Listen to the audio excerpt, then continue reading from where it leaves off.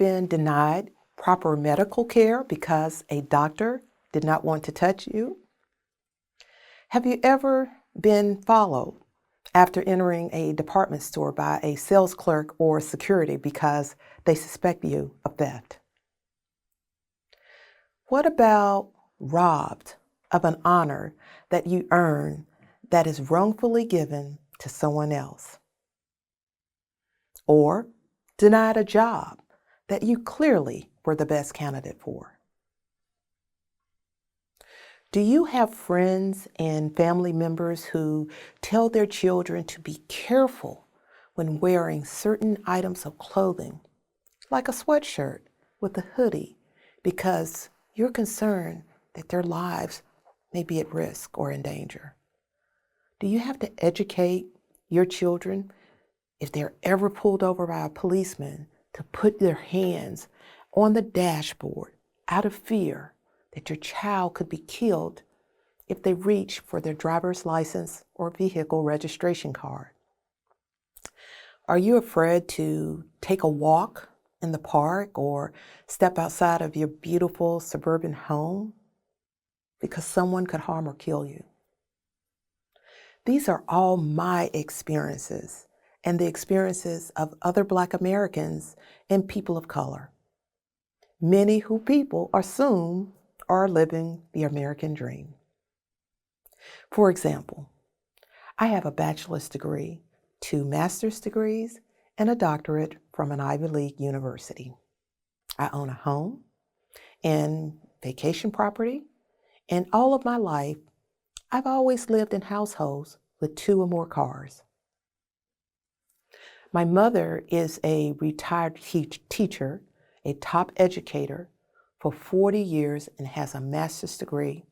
And my father worked in one of the highest paying companies in our hometown.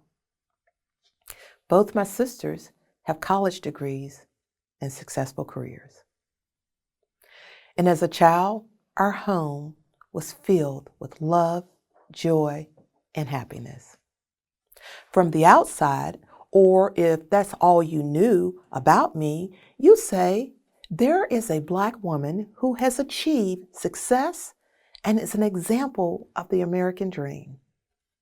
When in fact, my family and I have struggled to experience only a piece of that American dream because we have battled discrimination and systemic racism all of our lives, which has denied us a fair chance of reaching our full potential. Those experiences I shared with you as I started this talk, they are my current reality, because no matter how hard I work, how educated, or what economic status my family and I achieve, we still must navigate on a daily basis the barriers that stem from systemic racism. Systemic racism is defined as decades of unfairness, inequalities, and injustices in our workplaces, education, healthcare, housing, and criminal justice systems against Black Americans and other people of color that hurts the economic well-being of the entire country. There are no winners in systemic racism. It impacts the lives of the oppressed as well as of the oppressor. So we all end up being harmed. Me, you, all of us. There is a misconception that this is a Black and brown problem, when in fact, this is a human race problem. This is all of our problem, a problem that we inherit today, but a problem that we have the power to change tomorrow. This is not a zero-sum game. When more people can succeed, people of all races and ethnicities, then our economy grows and we all succeed. I am very clear that I don't have the power to change the hearts and minds of individuals that hate. However, I am absolutely positive and confident that we, you and I, can change the institutional barriers that have decades blurred the American dream for people of color and negatively impacted the growth of our economy. I know for sure we can change. We are now at that crossroad. So where do we start? We can start at our very own dinner tables. We can start at the tables where we break bread by influencing the behaviors of our families. We can influence how our partners and children go out into their workplaces, classrooms, playgrounds, and social places. These are the very places systemic racism resides. We have the power to influence systemic change right from our homes to our communities, across our nation, and even the world, beginning at our very own dinner tables.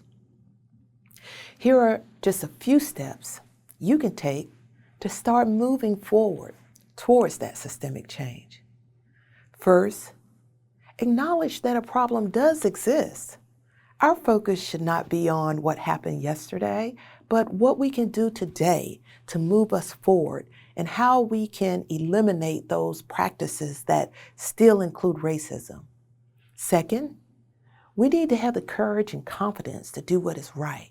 Practice, practice, practice being courageous and confident and speaking up when you see or hear someone saying or doing something wrong, and be willing to do what is right. Third, educate yourself and do your homework on what challenges others face. Get to know others from other races. Make a practice of listening to learn. This builds empathy and will help you understand the needs of others. Finally, let's get rid of the blame game. No one is blaming you because you don't have the problem that people of color have. We simply want you to be a part of the solution, to reimagine and help rebuild so that everyone will have an opportunity to experience the American dream. Remember, everyone wins when we defeat systemic racism. Let's work together so that everyone has the opportunity for the American dream. And if you're thinking, how can I make a difference because the problem seems too big to conquer? I'd like to close with this well-known story of inspiration. One day, a man was walking along the beach when he noticed a boy picking something up and gently throwing it into the ocean. Approaching the boy, he asked, "What are you doing?" The little boy responded, "Throwing starfish back into the ocean. The tide is going out, and if I don't throw them back, they'll die."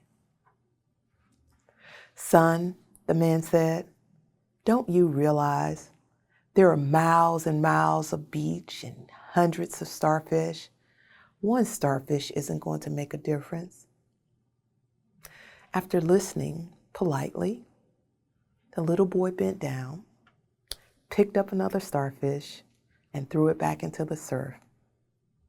Then, smiling at the man, he said, "I made a difference for that one." I know you can also make a difference, and in the end, we all win. Thank you.